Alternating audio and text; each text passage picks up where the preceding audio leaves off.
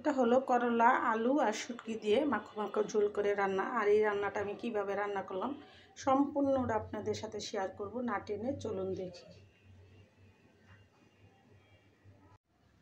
তো রান্না হবে করলা আলু শুটকির ঝোল।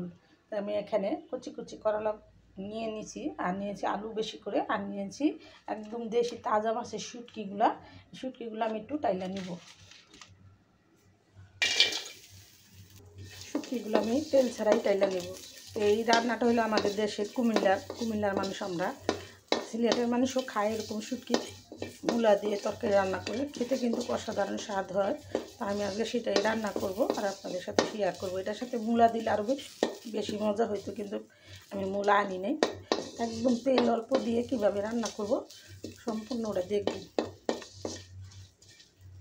আমি শুটকির মাথাগুলো ফেলে দিছি। শুটকিগুলো আমার এখানে টালা হয়ে গেছে, আমি কিন্তু তেল ছাড়াই টাইলা নিলাম। প্রথমে আমি পাতিলটাতে একটু পানি দিয়ে দিছি, দিয়ে দেবো সামান্য একটু তেল, বেশি তেল দেবো না। দিয়ে দেবো এখানে কাঁচামরিচ রসুন পেঁয়াজ ব্লেন্ড করে রাখছি, সেটা দিয়ে দেবো। দিয়ে দেবো 1 চামচ হলুদের ফাঁকি, দিয়ে দিলাম স্বাদ মতো নুন, দিয়ে দেবো 1 চামচ মরিচ বাটা। একদম ঝাল ঝাল করে রান্না করব। মশলার সাথে আমি এখানে শুটকিগুলো দিয়ে দিলাম।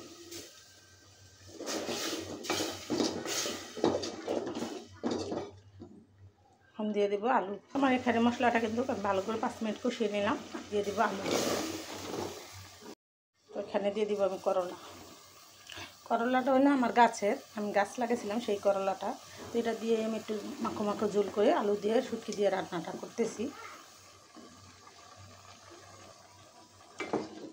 একটু ভালো করে 5 মিনিট কষিয়ে নিব। আর আমি সবসময় রান্নার সময় আপনাদের সতর্কবাণী দিয়ে থাকি, চুলার আঁচ কমিয়ে রান্না করবেন, দুর্ঘটনা এড়িয়ে চলবে। বেঁচে যাবে হাজার হাজার জীবন, বেঁচে যাবে লাখ লাখ টাকা। আমার এই সতর্কবাণীগুলো আপনারা মেনে চলবেন। চুলা থেকে একটু দূরে সরে রান্না করবেন। আমি সচেতন, আর আপনাদের সচেতনমূলক ভিডিওই দিই। আমার ভিডিওর মাধ্যমে যদি আপনাদের একটু উপকার হয় তাহলেই আমার ভিডিও করার সার্থক। আমি এই সবজিটা ভালো করে একটু কষিয়ে নেব। একটু কষানো হয়ে গেল, এখন একটু ঝোল দিয়ে দেবো। মাখো মাখো ঝোল করে রান্না করবো, তো সামান্য একটু ঝোল এখানে দিতে হইব। তরকারিটা এখানে আমি ভালো করে কষিয়ে নিলাম। আর এই তরকারিটা কিন্তু আমি তেল মশলা একদম কম দিয়ে রান্না করলাম। আমি এখানে আমার পরিমাণ মতো ঝোলটা দিয়ে দিই।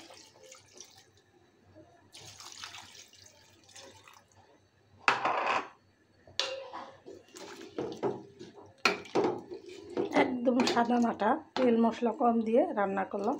এই রান্নাটা হইতে আরও 5 মিনিট সময় লাগবে, দেখতে থাকবেন।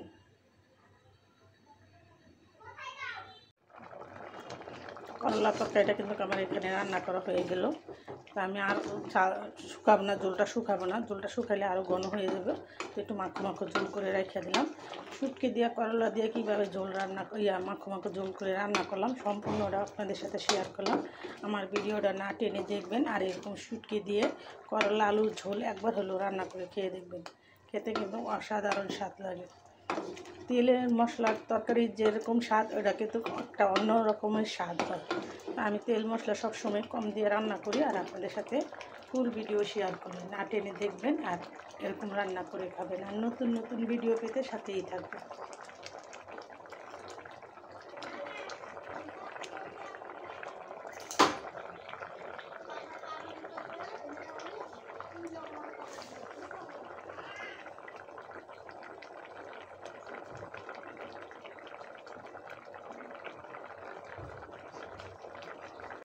তো রান্নাটা আমার এখানে হয়ে গেছে। আমি এখানে মাখো মাখো ঝোল করে রান্না করলাম, আর আপনাদের সাথে ফুল ভিডিওটা শেয়ার করলাম।